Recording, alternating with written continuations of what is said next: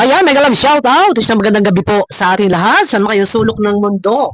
So, yun. At wala na tayong ligo-ligoy pa, no? At bago ang lahat, thank you po kay Ate E of USA sa napakagandang padamit sa akin, paterno. Ayan, thank you. Okay. So, ito, sa napakaganda na si Tita Chang. Wow, grabe talaga. Walang kakupas-kupas talaga. Habang nagkakaedad ay lalong gumaganda. Tita Chang, pahiram po muna ako ng iyong video. Konti lang naman po ang aking paririnig. Pero hindi ko masasabing 1 minute, 2 minutes. Dahil dito ako magbabase po. Okay? Supportahan po natin ang kanyang YouTube channel, Marilyn Chang. Okay? Yeah, tama nga. Tama, Marilyn Chang.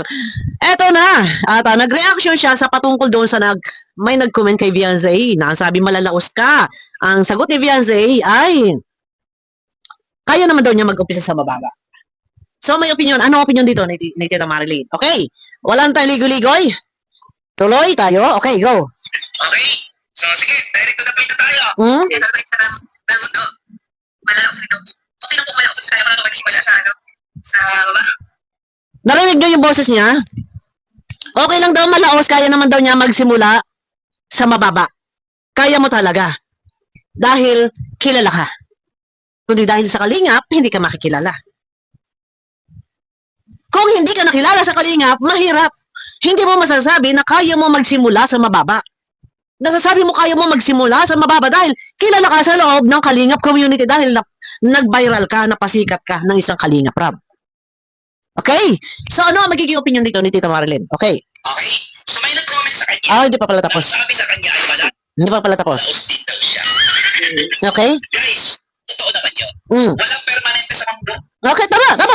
No, agree ako doon sa sinasabi ni Betsy. Okay? Kasi maganda man tayo ngayon, bata man tayo ngayon, madudugyot din tayo. Gagaya ko. Agree si Tita sa sinasabi ni Beyonce. Teka. Okay, wait lang ha. Yes, madudugyot tayo. Okay. Madudugyot din tayo, Beyonce official. Okay. Beyonce. Beyonce Batalero. Yes. Madudugyot din tayo. Yes, tama. Pero yung Agree, okay. Na-agree si Tita na madudugyot, malalaos. So madudugyot, tayo, tatanda tayo, nalalaos tayo, pumukupas sa yung kakinangan natin, kagandahan natin. So ano ba pinag-uusapan? Malalaos sa kasikatan or malalaos ang mukha? Teka, nalito ako. Okay, wait muna ha. Wait muna, tuloy muna tayo. So ang pinupunto, ang pinag-uusapan na nag-comment, ang sinasabi doon, ang ibig sabihin, malalaos ka din. So, ibig sabihin siguro sa kasikatan. Hindi sa kagandahan. Pero maganda ba? Ay, mas maganda ang tita ko dito. Hindi, joke lang. Maganda naman si Beyonce. Okay, tuloy muna tayo, ha? Tuloy muna. pinupuna mo, Ang alin po? yung basher mo sa baba, Ayun. Tama. no? Okay. Dahil na-trigger ka. Okay. At sumagot ka, Ah. na okay lang yun. No? Lahat tayo lumalaos. Kaya ko naman mag-umpisa sa baba. Sa baba. Okay. So, So, ang pinag-uusapan yata dito is yung kasikatan, na malalaos sa kasikatan. Okay? So, go, tita. ngayon, kung kaya mo mag-umpisa sa baba, Mm. kasi hindi naman yon ang topic, hindi naman yon Ang, ang punto ng basher mo. okay, ano po? Kasi hindi dapat ito pinapansin. Okay. Pero gusto mong pansinin. Ayun! Pinapansin niya yung negative comment. Sinasagot niya yon. Okay, may mga basher, pinapansin. Hayaan mo na, tita, napansinin. Kasi mabor din sa atin na makakapag-reaction tayo. Okay. So, tuloy mo na, bago ako magbigay. Pero gusto mong pansinin. Okay? Ngayon, dinagdagan mo yung kasagutan mo doon sa basher mo. Okay. Ano yun? Kaya ko namang mag-umpisa sa baba. Sa baba. Kaya kung kaya mo pala mag-umpisa sa baba. Okay. Ha? Ito na. Yan si Batalero. Okay, opinion niya po to. Bago lahat, wala pa akong kinalaman sa kanilang mga kanya-kanyang opinion. Ako as content creator, reactor, ako po ay nag-reaction lang. Okay? Pagdilinaw po, hindi pa ako nag-create ng bashing. As content creator, ang aking target content is reaction, so ako po ay nag-reaction. Okay? Okay. Tuloy, tita. Bakit? Kaya, kung kaya mo, Mag-umpisa sa baba. hindi mo kailangan manirahan dyan sa malang mansion mong bahay. Okay? No? Pakinggan. Ibalik mo na lang ang bahay na yan sa mga sponsor. Ibalik mo na lang lahat ng pag-aari ninyo, lahat, financially, no? Okay? Bahay mo, mga damit mo, mga Okay? ibalik mo. Kung, Balik ka sa dating ikaw, dating noon ka sa baba, Hmm? kung saan namumulot ka ng kahoy. So, pinupunto dito ni tita, total kung si Beyonce nakakasagot ganon, taas noon, na kaya ko naman mag-umpisa sa baba. So, ito yun. Kung kaya mo, ay suggestion ni tita. Total, kaya mo, nasagot mo. Ay, di ibalik mo lahat kung ano meron ka. Bahay, lupa, ano man yan, mga damit, pera, ibalik. So, dapat pagbalikan at mag-back to zero, umpisa sa simula. Suggestion, sinasuggest ganyan. Okay? Ha? Naglalaba-laba kayo, parang Hmm? kumita, mangutang-utang kayo. Ibalik ninyo ang dati ninyong buhay. Ayun! May punto! Hindi. Huwag sasabihin anong punto doon. Ay, may punto! Kasi proud siya! Kasi ang sabi ng viewers, malalaos ka rin. Ang sagot niya, kaya naman niya mag-umpisa sa mababa. So, pinatunayan niya. So, kung kaya mo talaga na mag-umpisa ka sa empty, sa simula, so challenge sa'yo yan. Challenge to. Ibalik mo lahat kung anong meron ka, suggestion ni tita. Challenge sa'yo. At patunayan mo kung talagang kaya mo magsimula sa mababa. Okay, go. Sige nga, itry. O, challenge yan. Okay. Huwag kasing masyadong yumabang. Huwag masyadong yumabang. Yung sagot kasi ni Beyonce, sinabi siya na malalaos ka rin. Yung sagot kasi ni Beyonce, kaya ko magsimula sa mababa. Okay, sige. Sige nga po. Mag-back to zero. Okay? Ang pinag-uusapan kasi, sa comment siguro, ay baka yung kasikatan. Or ano ba, malalaos sa kawalan? Magba-back to zero? Ang sagot ni Beyonce, kaya niya mag-umpisa. Okay nga, sige, challenge. O, may suggest si tita, lahat kung ano meron ka, ay i-wash out mo. Ibalik sa mga tumulong. Okay, challenge naman, o. Suggestion naman yun. Okay, sige nga, patunayan. Patunayan, hindi lang dahil sa paggawa ng channel, mag-uumpisa sa simula. Patunayan, lahat na kung ano meron ka, i-wash out mo yan, ilabas mo yan, ipamigay mo na yan, ibalik mo na yan, o ano pa man, alisin mo na yan. Sige, sige nga kung kaya. Parang challenge yung kay tita. Nagsasuggest si tita, ibalik mo. Sa dapat pagbalikan. Okay, wait muna ha, hindi pa tayo tapos. No? Mm. Kasi mga ganitong taong yumayabang, talagang mababas ka. Mababas ka talaga. Kumbaga marami ang hindi nagustuhan, isa na doon sila Papa Bear. Hindi nagustuhan yung ganong salita. Na kaya niya mag-umpisa sa mababa. Medyo parang parang gusto niya, parang sinasabi niya na kaya niya. Ngayon mo sabihin, ngayon mo masasabi na kaya mo, dahil may mga sponsor ka, dahil may mga nagpapalipad sa iyo, dahil may channel ka. Pero, kung hindi dahil sa kalingap, hindi ka makikilala. Hindi ka magkakaroon ng sponsor. Hindi ka panunuorin ng viewers. Hindi ka magkakaroon ng palipad. Kaya, kung di dahil sa kalingap, kung anong meron tinatamasa, siguro nga para sa akin, ito yung masasabi kong kung di dahil sa kalingap. Kaya meron ka na kung ano pa man ang meron sa iyo ngayon. Kaya yung sasabihin mo na kaya mo magsimula sa mababa, masasabi mo yan, yes. Dahil sikat ka sa kalingap. Yung lahat ng nanonood sa'yo, hindi yan solid supporters mo, no? Pero lahat ng nanonood sa'yo, viewers sa kalingap. Kaya salamat sa kalingap. Nasasabi mo na kaya mo dahil sikat ka sa kalingap. Pero kung hindi ka napasikat ng kalingap, wala ka sa kung ano mang viewers ng kalingap na magsusuporta sa'yo kung ikaw ay magsisimula muli sa kawalan. O, kung ikaw ay magsisimula sa wala. Kung noon pa man ikaw ay magbablog, ay wala manonood sa'yo. Kaya may nanonood sa'yo dahil sa kalingap. Sumikat ka sa kalingap. Nagka-sponsor ka dahil sa kalingap. May viewers ka dahil sa kalingap. Lahat ng mga viewers mo, ayan, ay galing sa kalingap. Iyon yung totoo. And then ngayon masasabi mo na kaya mo magsimula sa mababa. Masasabi mo na nga. Dahil nakilala ka na nga, sikat ka na nga sa kalingap. Okay, tita. Wait lang, tita, ha? Diba? Kung ikaw ay isang kumbaga, hindi ka nakilala. No? Tapos, mag-umpisa ka mag-channel, sige. Sino manonood sa'yo? Baka ikaw magpapaulit-ulit lang, magpanood. Sa video mo. Dahil wala man nakakakilala sa'yo. Di ba? O, tuloy. Annalisa, that's right, madam. They can do it. Wait to return it and make a new one. They can do it. Okay lang, Kung okay. kaya nyo pala. Okay, kaya pala eh. Tanggalin mo ang channel mo. Ayun. Beyonce. Mm. Tanggalin mo ang channel mo. Ibalik mo ang mga bahay, lupa, pera ng mga sponsor. Okay. At mag-umpisa ka sa dating ikaw kung saan noon bago kayo na scout ng Kalingap. Ayun! Kung kaya! Ay kaya lang, tita, sa panahon niya yan, kasi nga, kilala na siya. Magsimula man, may manonood talaga. Lalo pat, nag-iingay si King.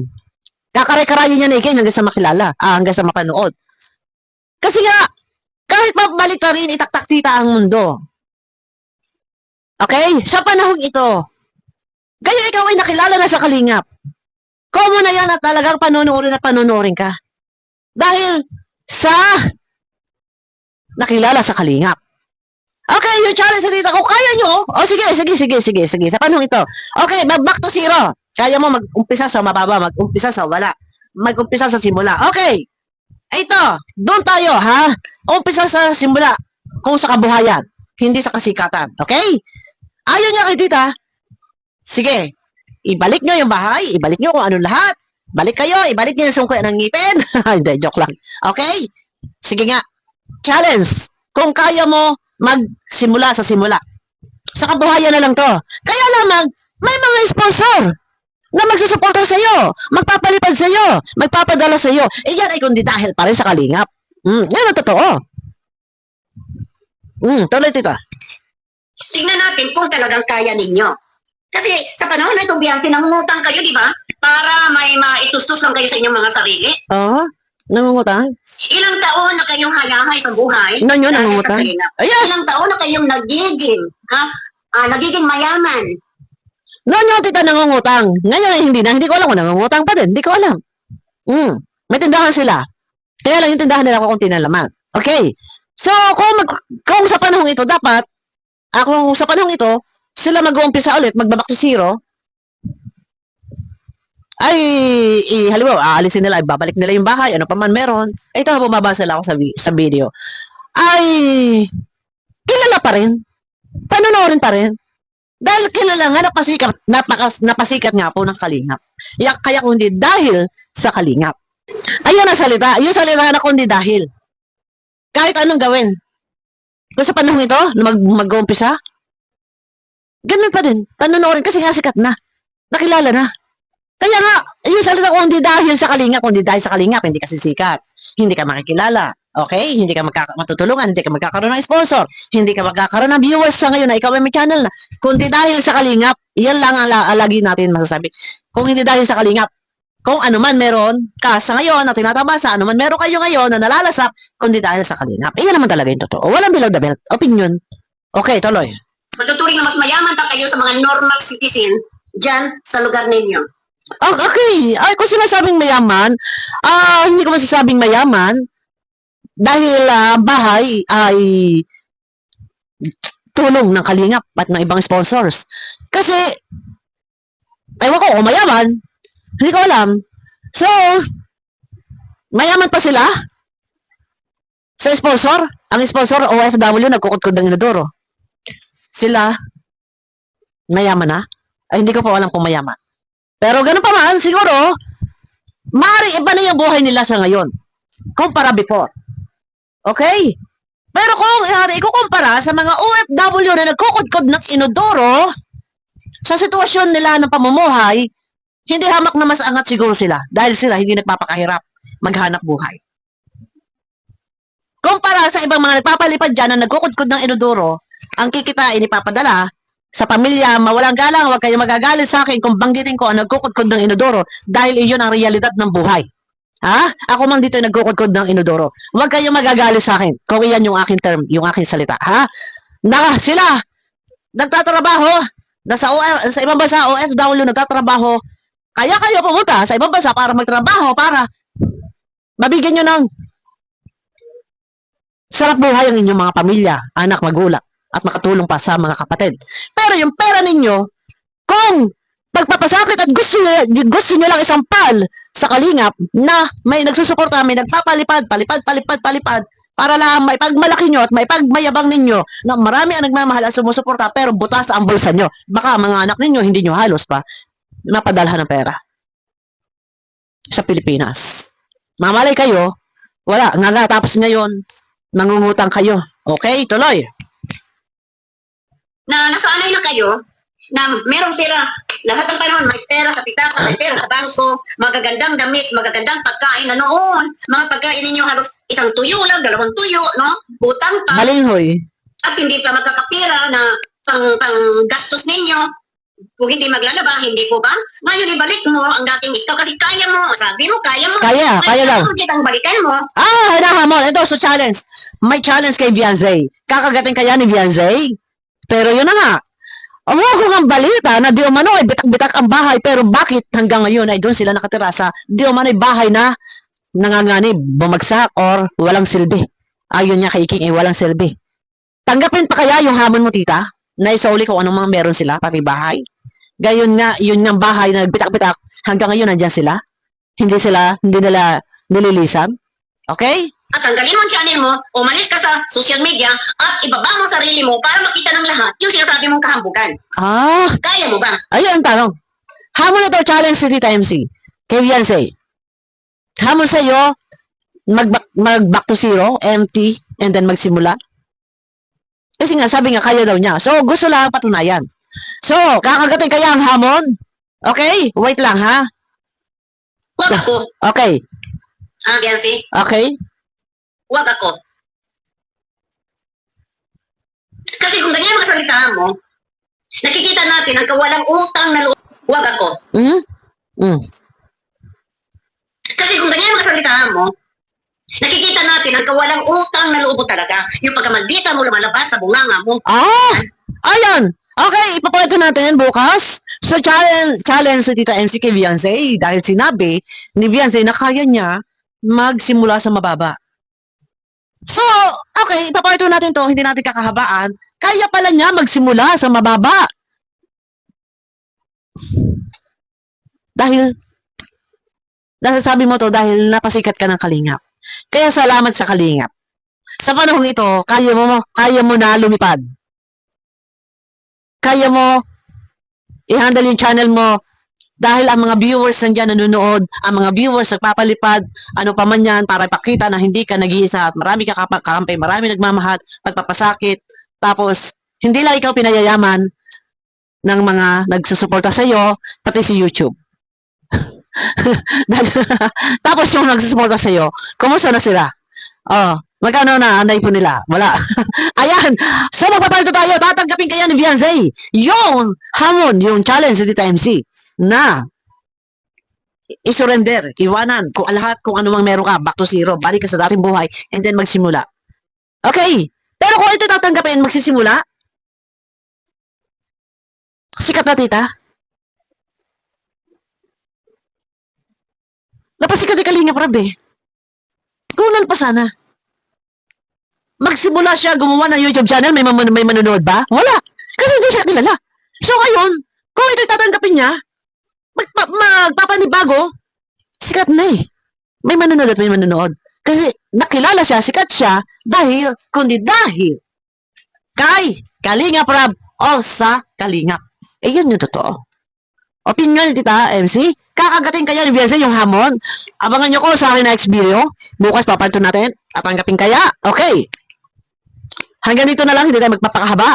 Okay. Lahat ba ng kung anong meron si Beyonce ito ay bibitawan, aalis sa bahay, susuli yung bahay para patunayan na kaya niya. Bakit kasi nagsasalita na kaya niya magsimula sa baba? Bakit noon na kayo ay wala-wala at ikaw ay pinangungutang ng nanay mo ng kung ano-ano sa tindahan, bakit hindi mo nagawa ng paraan na ikaw ay maiahon o maiahon mo sa pamilya, iahon mo sa kahirapan ng iyong pamilya? Kung kaya mong magsimula sa mababa, bakit nanghingi pa ikaw ng tulong kay Kalinga Prab? Nagsabi kay Dr. Love na sana'y puntahan ka ni Kalinga Prab. Kung kaya mo na magsimula, bakit hindi ka nagsimula? Bakit Kalinga pa ang nakapagpabago sa inyong buhay? Iyon yung tanong. Dahil kung kaya mo, dapat nun pa angat na ang buhay ninyo. Diba? Hindi ka na magaparangutang. Hindi ka na manganguha ng mga lukan, kabibe, mga agihis, mga suso. Diba? Kasi yung sinasabi mo, kaya mo mag-umpisa sa mababa, bakit nga? Noon nadatnan kayo, nang ma-discover ka talagang sad-sad kayo as in empty. So kaya mo? Ngayon na lang, dahil sikat ka na. Pero noon, wala. Kalinga pa nga nakatulong sa inyo. Ngayon mo masasabi, dahil sikat ka, napasikat ka, ng Kalingap, ni Kalingap Rab. Kaya, yun sa lang, kundi dahil kay Kalingap Rab, nabago ang inyong buhay. Kundi dahil kay Kalingap Rab, nagkaroon ka ng sponsor, nagkaroon ka ng supporters, nagkaroon ka ngayon ng YouTube channel, nagkaroon ka ng palipad, nagkaroon ka ng mga viewers, kundi dahil sa Kalingap, kung wala Kalingap, wala lahat ng iyan. Nasaan doon yung sinasabi mo, kaya mo mag-umpisa sa mababa? Bakit nun? Hindi mo ginawa ng paraan na kayo ay talagang walang-wala. At ang sabi nga ay ang tatay may paralyze, sabi mo.